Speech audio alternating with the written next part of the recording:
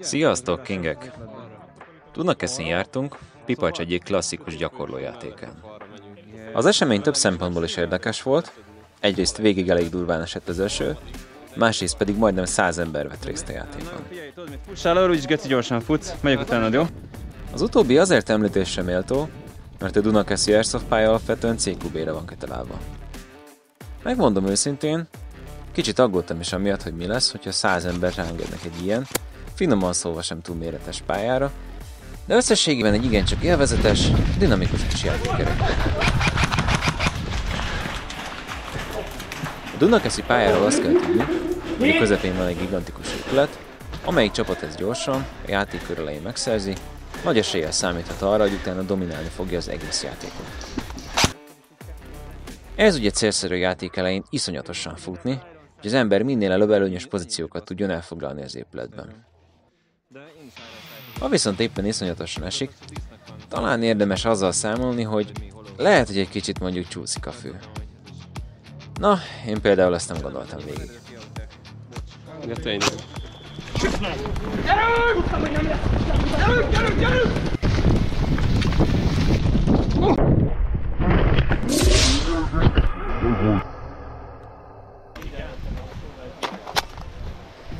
A játékra két fő fegyvert vittem, épületen kívülre egy Arturus ATCT-01 DMR replikát, épületen belőle pedig jó Ragdoll Eagle UTR-45-öst.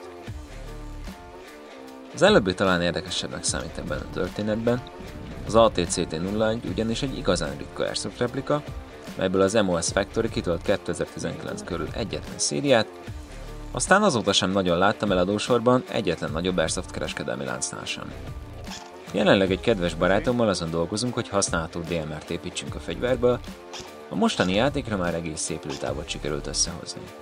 A lőképpel azonban vannak még kisebb problémák, így a fegyver még nem teljesen tökéletes. Lesz még egy köre a szervizben, de azért egyet-kettőt már most is tudtam vele fregelni.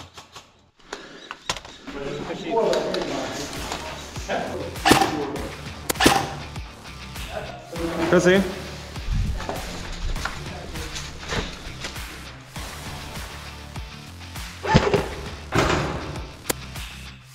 Hoppá, azt mondtam te lehet. Köszi!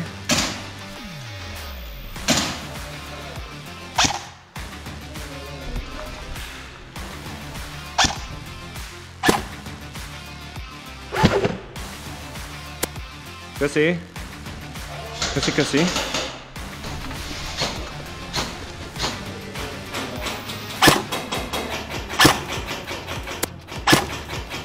Köszönöm! De nagyon durva, tehát én is ülök vele bazzeg, hogy rohadtul irritálom, mert ennyiért már legyen jó, nem?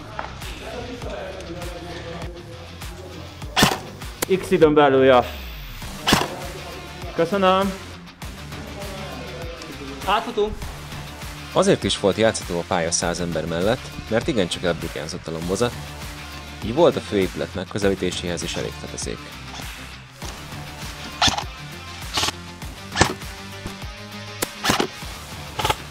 Köszönöm!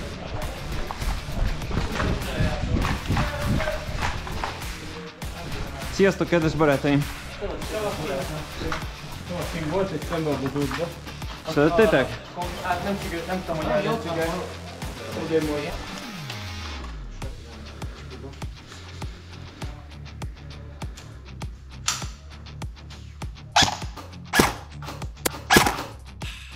Köszönöm! Jövőre nagyon sok alatt közlekedik arra. Aha, kinéz?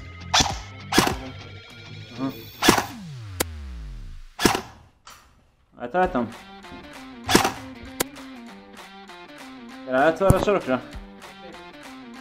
Egyet átálltam. Mi?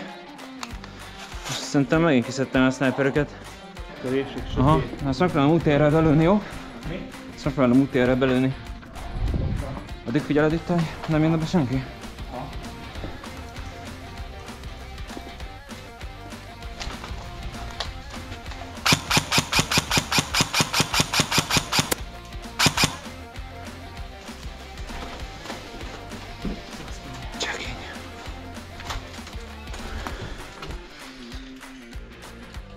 Lehet vele fregelni.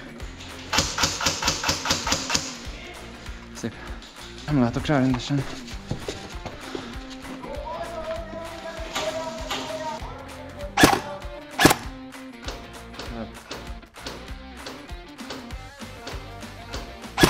Igen, meghalt.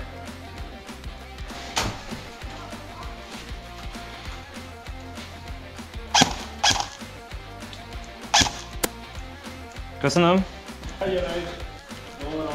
Most engem céloz.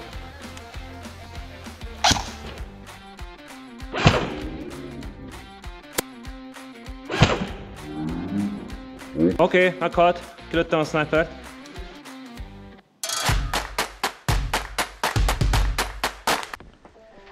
Pipacs egy csomó érdekes objektívet hozott össze a játékon, voltak zászlók, bombák, meg mindenféle karszalagok is.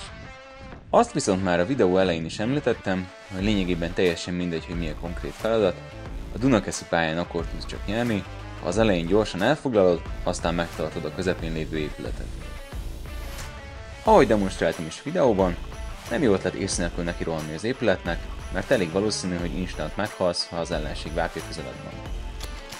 Jó ötlet lehet viszont az, ha két csoportra osztotok, az egyik gyorsabban futó emberekből álló csoport neki megy az épület távolabbi részének, a másik, nagyobb műveleti csoport pedig az épület közelebbi részében felvesz addig előnyös pozíciókat, amíg az ellenség a futó emberekkel van elfoglalva.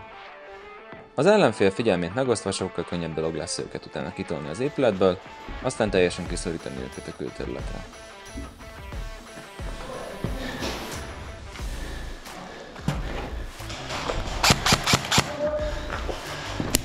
Megold! Végül még két dolgot szeretnék mondani.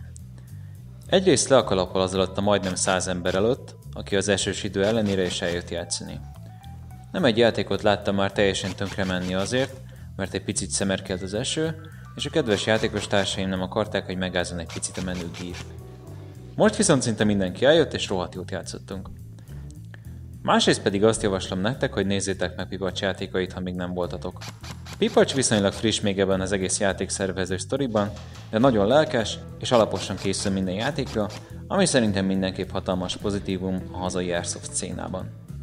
És nem, ezt nem csak azért mondom, mert a csapattársam, tényleg nézzétek meg a játékait. Végül pedig, ha tetszett a videó, dobjatok egy lájkot és iratkozzatok fel a csatornánkra is, tartsuk a kapcsolatot!